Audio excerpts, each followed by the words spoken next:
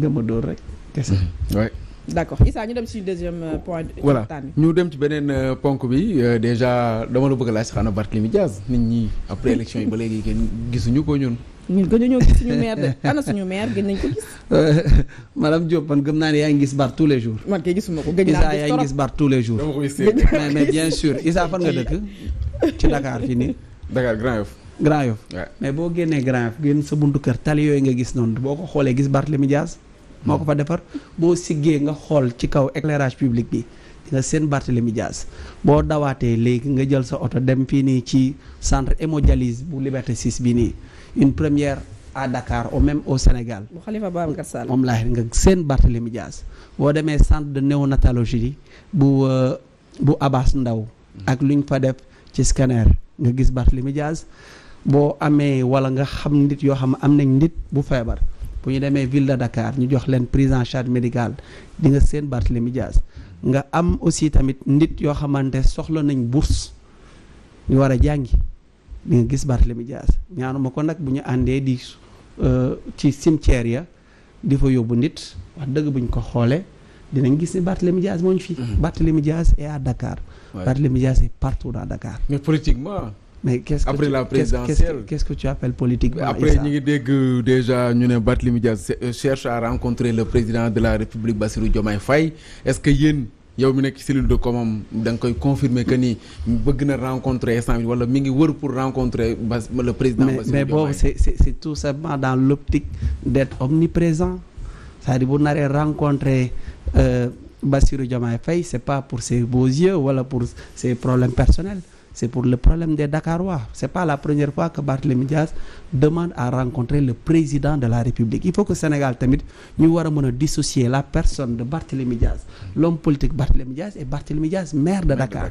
Moi, comme je le dis souvent. Kan moo ko ciy rencontrer? Non, mais attends. C'est la personne, le maire ou l'homme politique? C'est le maire qui va rencontrer le président de la République. Il a demandé une audience au président de la République. Si Barthélémy Dias voulait rencontrer Bassirou Diomaye Faye, il connaît sa maison.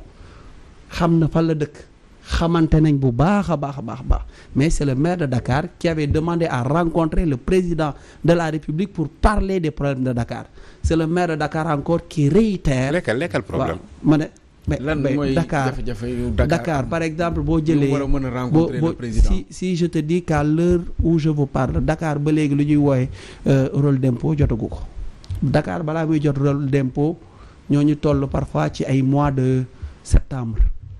Si je te dis que tey Dakar par exemple avant sur budget lay doxee si je te dis que Dakar y a même pas nu mu tuddati 17% des même pas sax ba sax 17% donc des contribuables qui payent le foncier bâti si je te dis que la ville de Dakar perd presque des dizaines de milliards entre Point E jëm Almadies ci ay recettes et cetera il y a tellement de problèmes yoo xamante war nañ ci mën a wax tout simplement pour améliorer en quelque sorte l'existence des Dakarois. C'est la raison pour laquelle le maire Barthélémy Dias, encore une fois, a demandé à rencontrer le président de la République, qui est Bassirou Diomaye Faye. Mais aussi tamit il faut que ñu xam contexte bi sax bu waraloon loolu. Parce que dafa def conseil municipal. mooy presque bu ci njëkk. ci conseil municipal boobu bëri na ay nit yoo xamante dañ ci nekk ay ministres dañ ci nekk ay directeurs généraux mu commencé ay kàddoom féliciter nit yooyu noonu.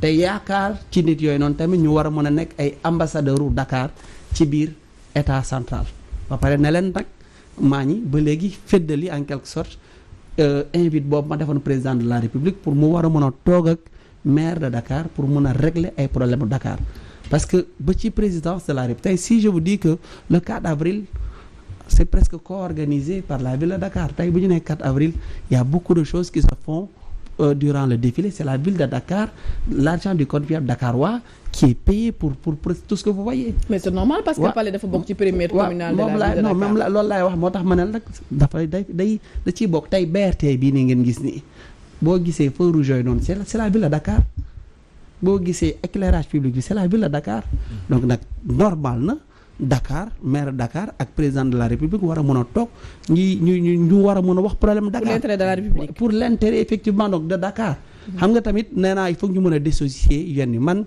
je suis directeur de l'éducation et de l'aide à l'insertion chaque jour je travaille avec les services de l'État central chaque jour le maire de Dakar travaille avec l'État donc bu ñu demee war a wax politique à ce moment-là ñu indi débat politique. mais là on est dans un débat républicain. mais débat politique bi pour ñu dugg ci déjà lan moo mën a nekk ñoom ñaar seen diggante gisoon nañ fi Khalifa Babacar Sall ak régime bi fi nekkoon di régime l'ancien président Macky Sall procès je me rappelle ce jour bi mu taxawee di wax ne dañ ko waxoon ne ko bàyyi ñoom mairie bi ñu bañ ñu jàpp ko Barthélémy Diaz wala waa taxaw ci boppam ak waa Ousmane Sonko gis nañu fin bi niñ mujjee avant la présidentielle tey ñoom ñoo gagné toog yore état. yéen ngeen yore mairie Dakar lan moo mën a nekk relation wu Barthélémy Diaz ak le président de la République relation personnelle ngay wax. personnelle wala relation administrative. politique surtout ak administratif. ah non parce que tey boo jëlee relation personnelle moom lay wax ni il faut loolu peut-être ñaari personnes yi lay concerné waaw loolu gëm naa ne yoonu sénégalais yi nekku ci xam nga boo nee nag relation administrative ils ont le devoir de travailler pour le Sénégal. Bien sûr. waaw ils ont c'est un devoir tey Barthélémy Diaz warul xool égoom nan diw a nekk président wala diw Bassirou Diomaye Faye yoonam warul nekk ci kan mooy maire Dakar lan moo ko intéressé mooy dañ ko dénk la destinée d'un pays il doit faire de sorte à ce que le Sénégal puisse atteindre le développement. Absolument. C'est-à-dire les personnes de Barthélémy Diaz, Ousmane Sonko, Bassirou Diomaye Faye n'intéressent pas les Sénégalais. Ce qui intéresse les Sénégalais c'est tout simplement la résolution des problèmes des Sénégalais. Donc tey relation personnelle wala relation sincèrement wax dëgg Sénégal non léegi ñu ñëw j'espère que le discours va changer aussi politique oui. Le discours comment comme ni nga waxee nii ça se comprend quoi il y a pas de souci li nga wax nii ñoom la mais Barthélémy Diaz il faut que moom tamit mu def un peu de changement de paradigme ni mu doon waxee ak gars yi à un certain moment donné aussi mais xam nga voilà lu mu jot rek jiiñ même su may mën a nduur bu ñu ko agressé sax mu ñëw jiiñaate yooyu daf ko war a bàyyi aussi pour cohabitation bu baax une question c'est pas personnel vous êtes sportif wala vous regardez le sport oui gis nga ci biir terrain football. footballeur la moom la non footballeur nga voilà donc xam naa ne boo fekkee ban poste ngay joué. 10 voilà yow. moom la bu fekkee 10 lay joué. amaana laa wax ni moom ak Issa ngeen xam ne ay frère ngeen bokk ci terrain Issa nekk défenseur que la nekk attaquant par force laa Issa dina la tacler. par force laax di ngeen dóorante mbagg. match bi bu jeexee ngeen nekkat ay frère. voilà loolu laa bëgg a laaj est-ce que match bu jeexee doomu ndey dina ñëwaat doomu ndey c'est normal c'est-à-dire xam nga boo ma nee doomu ndey day ñëwaat. waaw il faut que gars yi xam ne dañoo nekkoon sur un terrain politique. ñii di ànd di ut kële di ut. où il a dérapé lui Barth.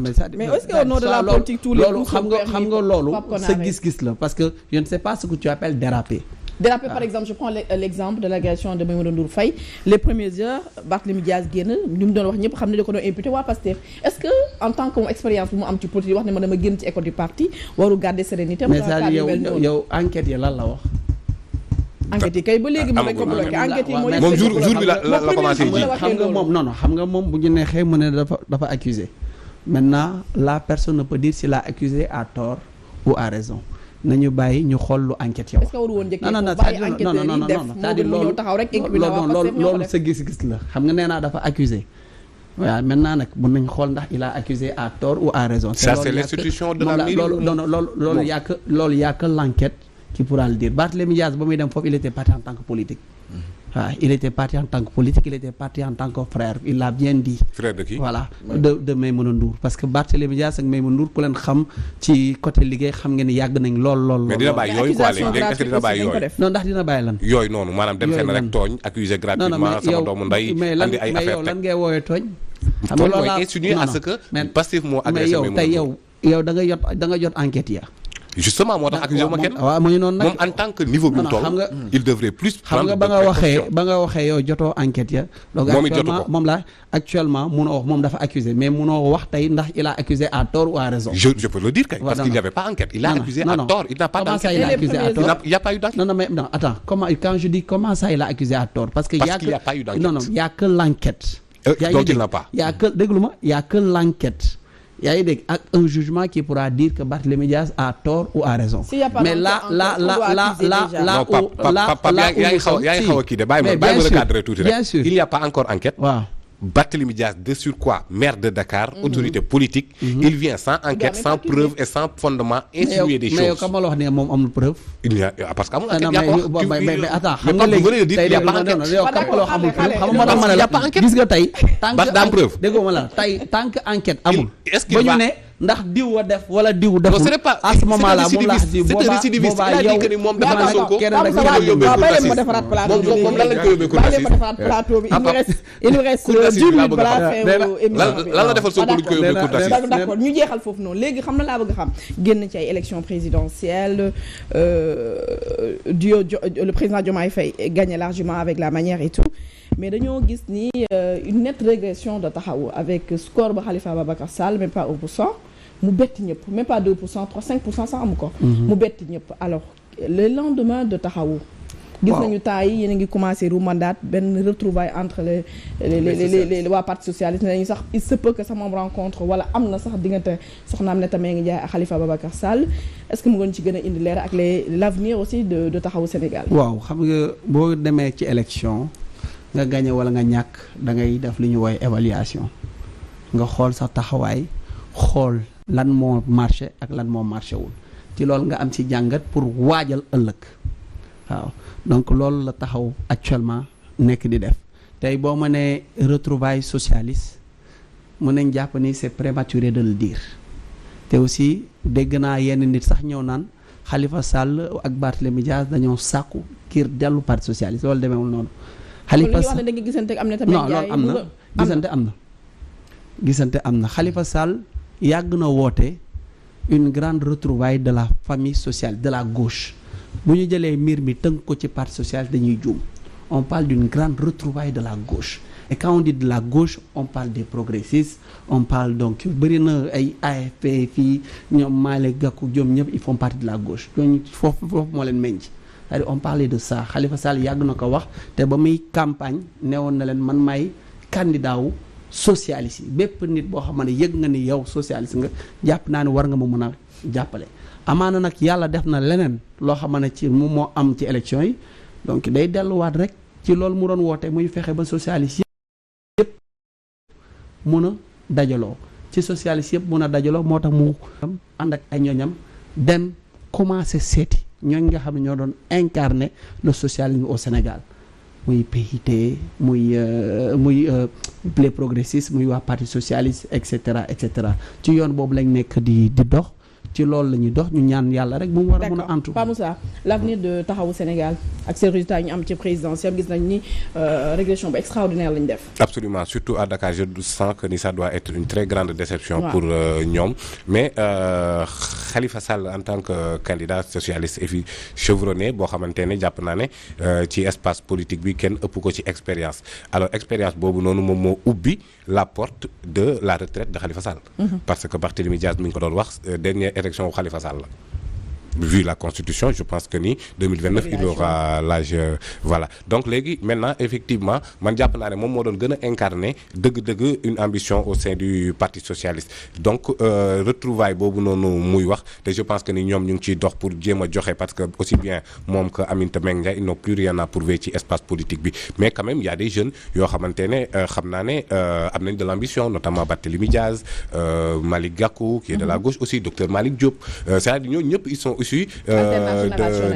du parti socialiste originel donc ñooñu noonu ñëpp je pense bu ñu retrouver autour de l'essentiel et rejoindre Abdou Mbaye ci lii mu wax nii c'est-à-dire l'opposition radicale quoi loolu c'est révolu c'est-à-dire le radicalisme politique la politique à la Barthélémy Diaz loolu je pense que c'est une page tournée c'est un livre boo xamante ne tëj nañ ko léegi opposition bi ñuy aspirer c'est benn opposition boo xamante ne day amaale force de proposition c'est-à-dire du ñëw rek di xaste ka saaga fëgg dënn tirer ay fetal yooyu existé tul yooyu nañ ko tegee ne te léegi andi nag men une opposition boo xamante ne boo jàppee ne lii doxut nga andi des propositions comme Abdoulaye Wade en 1974 parti de contribution mais contribution dans le sens de ñun on peut mieux faire par rapport au projet bii ñu andi alternative bii la ñu andi c'est-à-dire mu nekk débat d'idées débat programmatique te bàyyi logique gu fëgg dënn beeg tiré ndaanaan la nangam yooyu moom ça n'a pas prospéré et ça n'a pas prospéré d'ailleurs ça a montré ses limites ci élection yi yii ñu jóge war nañ ne ñëpp ñi fi doon nekk di